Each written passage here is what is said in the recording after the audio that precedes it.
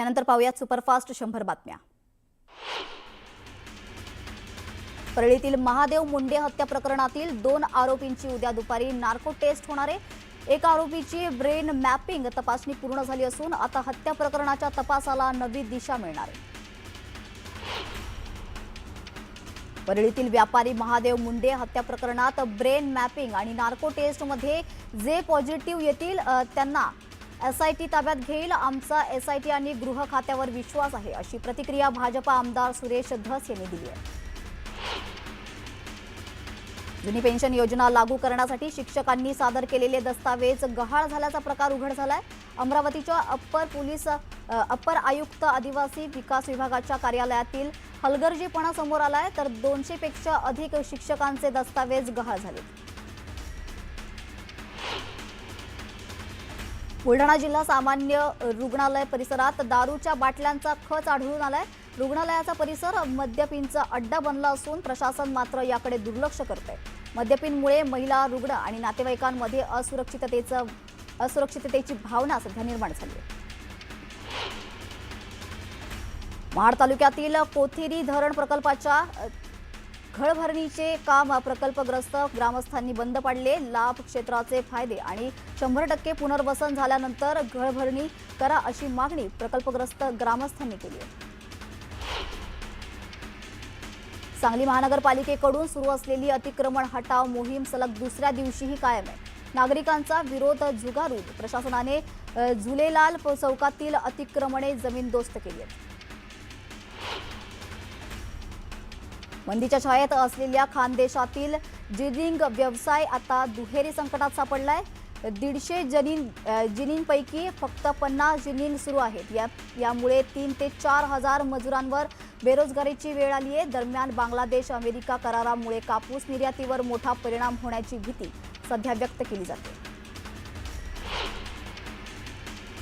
महाराष्ट्र राज्य pharmacy council आणि Uppsala monitoring centre Sweden यांच्यात मुंबई इथल्या कार्यालय बैठक पार पडली, तर यावेळी सामंजस्य करार पार पडला। औषधांचा सुरक्षित वापर आणि दुष्परिणाम याबाबत हा करार आहे। या करारादरम्यान महाराष्ट्र राज्य फार्मसी काउन्सिलचे अध्यक्ष अतुल अहिरे तर उपसाला मॉनिटरिंग सेंटर स्वीडन यांच्याकडून डेमन हकीमी उपस्थित होते।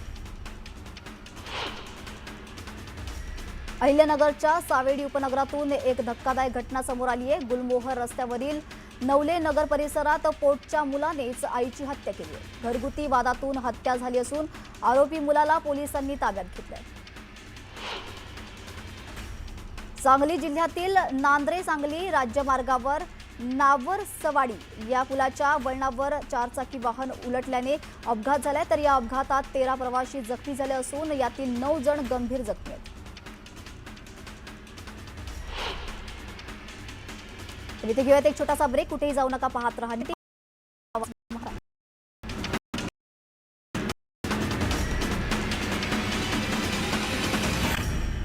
ब्रेक नंतर पाहूयात सुपरफास्ट 100 बातम्या।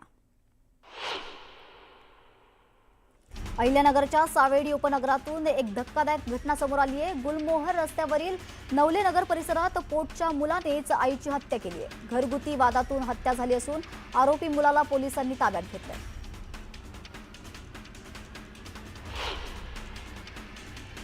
जळगावच्या भुसावळमध्ये कोर्टाच्या आवारातून दुचाकी लंपास करणाऱ्याला पोलिसांनी अटक केली आहे। किरण उर्फ करण शालिग्राम पाटील असं अटक करण्यात आलेल्या चोरट्याचं नाव आहे। तर बातमीपत्रात वेळ झाली इथेच थांबण्याची, मात्र तुम्ही पाहत रहा न्यूज 18 मराठी, आवाज महाराष्ट्राचा।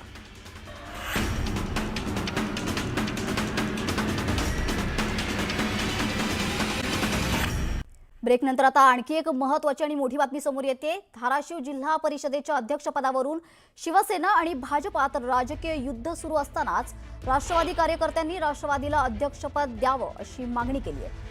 राष्ट्रवादीला अध्यक्षपद देऊन अजित पवारांना खऱ्या अर्थानं श्रद्धांजली देण्याची संधी असल्याचं मत राष्ट्रवादीच्या कार्यकर्त्यांनी व्यक्त केलंय।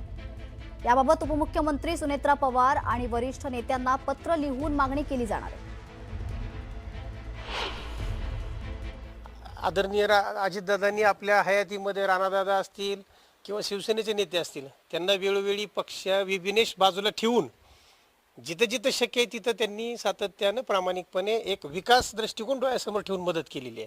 मग आज अजितदादाला श्रद्धांजली वाहण्याची संधी या दोन्ही पक्षातील नेत्याला आलेली असताना आणि राष्ट्रवादी काँग्रेस पक्षाच्या संख्याबळाशिवाय सत्ता इथं होत नाही, अशा परिस्थितीमध्ये पहिल्यांदा जर राष्ट्रवादी काँग्रेस पक्षाच्या महिलेला जर जिल्हा परिषदेच्या अध्यक्षपदाची संधी दिली तर खऱ्या अर्थानं आदरणीय अजितदादाला ती श्रद्धांजली ठरेल.